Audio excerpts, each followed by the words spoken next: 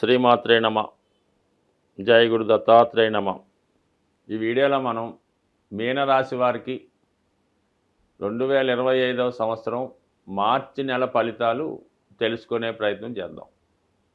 మరి మీనరాశి వారికి షష్టగ్రహ కూటమి ప్రభావం వల్ల అన్ని గ్రహాలు అంటే సుమారు 6 గ్రహాలు ఈ రాశిలోకి నెమ్మదిగా ప్రవేశించడం జరుగుతుంది.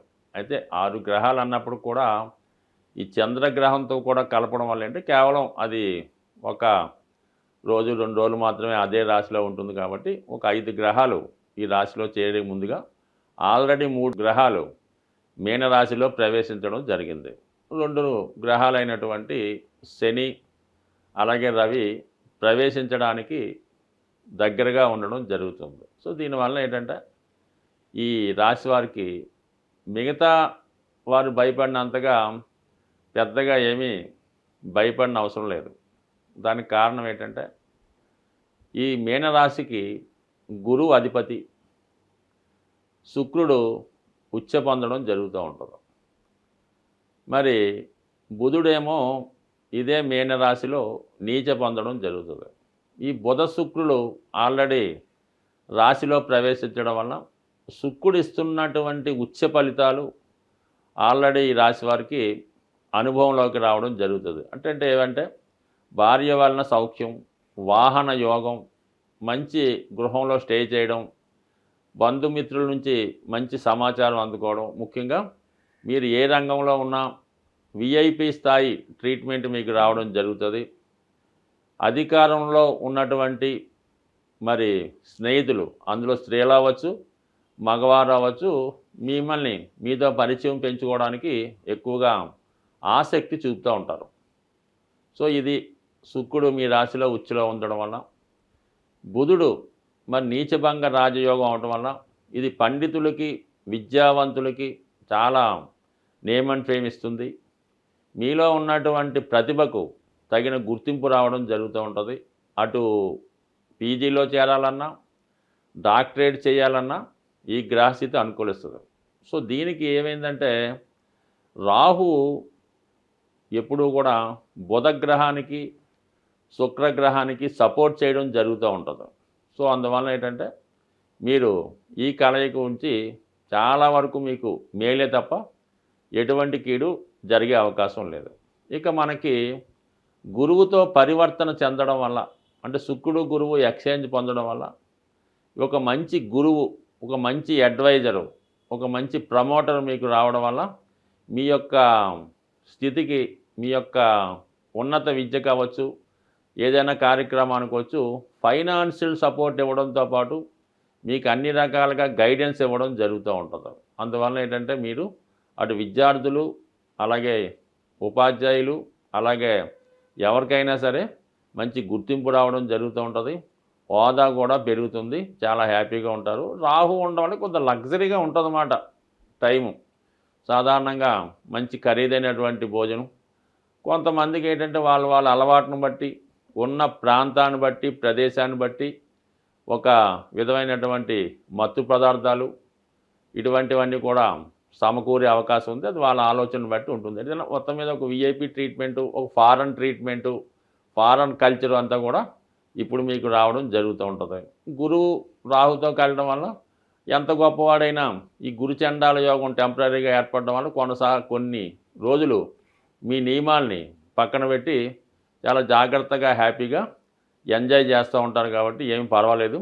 అయితే ఇది అందరికీ వర్తించే అవకాశం లేదు, ఏదో కొంతమందికి మాత్రమే వర్తిస్తారు తప్ప మామూలుగా ఉన్న వాళ్ళకి సాధారణంగా మీనరాశి వారు ఎప్పుడు కూడా తామరాకు మీద నీటి బొట్టులాగా చాలా స్వచ్ఛంగా నియమంగా ఉంటారు. వాళ్ళ యొక్క అన్వేషణ అంతా కూడా దైవాన్వేషణ, భగవంతుని చేర్దామనే ప్రయత్నంలో వాళ్ళు ఎప్పుడు కూడా ముందుంటారు. ఇది మామూలు సాధారణ జనానికి ఈ వార ఫలాలు పనిచేస్తాయి తప్ప మాస ఫలాలు అటువంటి యోగులకి మహానుభావులకి పెద్దగా వర్తించవు. అటువంటి వారు ఏమీ భయపడక్కర్లేదు. ఇంకా ఏళ్ళనాటి శనిలో 12వ స్థానంలో సంచరిస్తున్నటువంటి శని భగవానుడు మరి ఈ నెల చివరిలోనే జన్మశనిలోకి ప్రవేశిస్తూ ఉన్నాడు. ఇది ఎవరైతే ప్లేస్ మారుదాం అనుకున్నారో లేదా ఏ లండన్లోనో యుఎస్లోనో ఉన్నత విధి చేద్దాం అనుకున్న వాళ్ళకి ఆ విధంగా దూరంగా తీసుకెళ్తుంది. అలాగే ట్రాన్స్ఫర్ కోరుకున్నటువంటి వాళ్ళు కూడా ఏదన్నా ఉద్యోగంలో ట్రాన్స్ఫర్ రావడం అలాంటివి జరుగుతూ ఉంటాయి. ఇక రవి ప్రస్తుతం 1000 స్థానంలో ఉండడం వల్ల మరి ఈ మాసం అంతా కూడా మరి కొంతమందికైతే ప్రభుత్వానికి చెల్లించవలసిన ట్యాక్సులు చెల్లించవలసి ఉంటుంది. మరి కొంతమందికి ఏదో దగ్గర బంధువులో మీ తండ్రి గారో తల్లి గారో అస్వస్థతకి గురవడం వల్ల వారికి సేవ చేయవలసి ఉంటుంది. ఒక విధమైనటువంటి వైద్యపరమైనటువంటి ఖర్చులు అవుతాయి. ప్రభుత్వానికి చెల్లించినటువంటి పెనాల్టీలు ట్యాక్సులు చెల్లిస్తూ ఉంటారు. ప్రభుత్వ అధికారుల వల్ల ఒక విధమైనటువంటి భయం ఆందోళన కలుగుతూ ఉంది. ఎప్పుడు ఏ చలానా పడుతుందని కొద్దిగా భయపడుతుంటారు కాబట్టి కొంచెం జాగ్రత్తగా వ్యవహరించండి.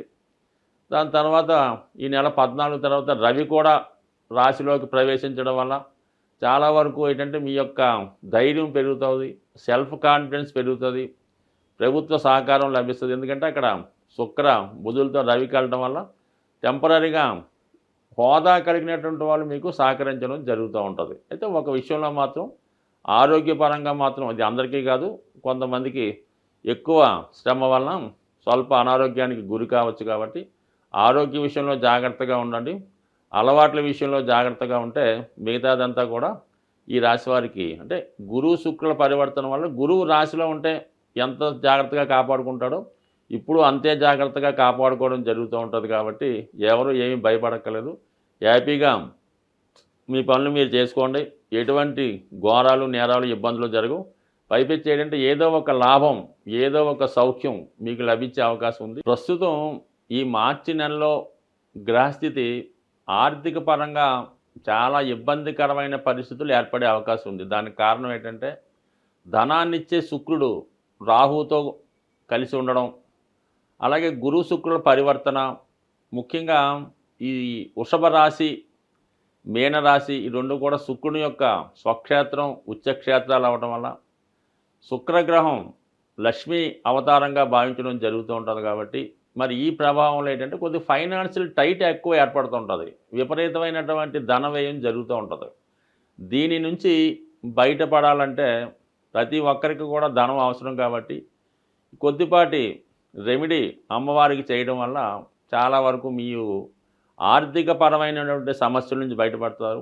ముఖ్యంగా స్త్రీలకి ఈ సమయంలో ఎక్కువ అనారోగ్య సమస్యలు నిందలు వచ్చే అవకాశం ఉంది. కాబట్టి వాటి నుంచి బయటపడాలన్నా మీరు ఇంచుమించుగా ఈ నెలలో వచ్చినటువంటి ప్రతి శుక్రవారం కూడా అమ్మవారికి స్వచ్ఛమైనటువంటి ఆవు నెయ్యితో దీపాన్ని వెలిగించడం, అమ్మవారికి నైవేద్యంగా తేనె లేదా దానిమ్మ ఫలాన్ని నైవేద్యంగా పెట్టడం వల్ల మీ యొక్క సమస్యలు చాలా వరకు బయటపడే అవకాశం ఉంది. ఇది అవకాశం లేని వారు ఏం చేస్తారంటే ఏదైనా ఒక అమ్మవారి దేవాలయంలో సుమారుగా ఒక 12 తమలపాకులతో ఎటువంటి మచ్చలు లేకుండా మంచి రెడ్ కలర్లో ఉన్నటువంటి దానిమ్మ ఫలాన్ని ఆ టెంపుల్లో అమ్మవారికి ఇవ్వడం వల్ల చాలా వరకు మీకు ఆర్థిక పరమైనటువంటి సమస్యలు తొలగే అవకాశం ఉంది.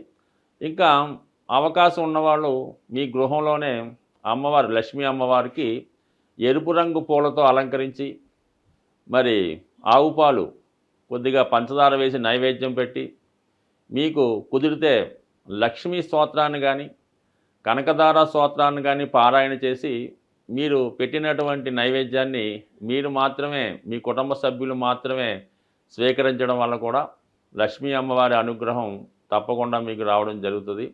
ఇంకా ముఖ్యమైన విషయం ఏంటంటే మీరు ఏదైనా ఈ లక్ష్మీ అమ్మవారిని పూజ చేసినప్పుడు లక్ష్మీ స్తోత్రాన్ని కానీ కనకదార స్తోత్రాన్ని కానీ శ్రీ సూక్తాన్ని కానీ పారాయణ చేసినప్పుడు కంపల్సరిగా విష్ణు సహస్రనామాన్ని కూడా మీరు పారాయణ చేయవలసి ఉంటుంది. అంత చేయలేని వారు కనీసం శ్రద్ధగా వినడం వల్ల కూడా మీకు అమ్మవారి అనుగ్రహం తప్పగా లభించే అవకాశం ఉంది. కేవలం మీరు విష్ణుమూర్తిని వెంకటేశ్వర స్వామి రూపంలో ఉన్నటువంటి విష్ణుమూర్తిని ప్రార్థిస్తేనే లక్ష్మీ అమ్మవారి యొక్క అనుగ్రహం తద్వారా శుక్రగ్రహ అనుగ్రహం మీకు లభిస్తుంది. కానీ కేవలం లక్ష్మీ అమ్మవారిని ప్రార్థించినంత మాత్రాన మీకు ఎన్ని సంవత్సరాలు ప్రార్థించినా కూడా ఆ ఫలితం వచ్చే అవకాశం లేదు. కాబట్టి మరి సూక్ష్మంలో మోక్షం ఏంటంటే విష్ణు సహస్రనామంతో కలిపి చదవడం వల్ల మీకు సంపూర్ణ ఐశ్వర్యం దాంతో ఆరోగ్యం కలిగే అవకాశం ఉంటుంది. స్వస్తి.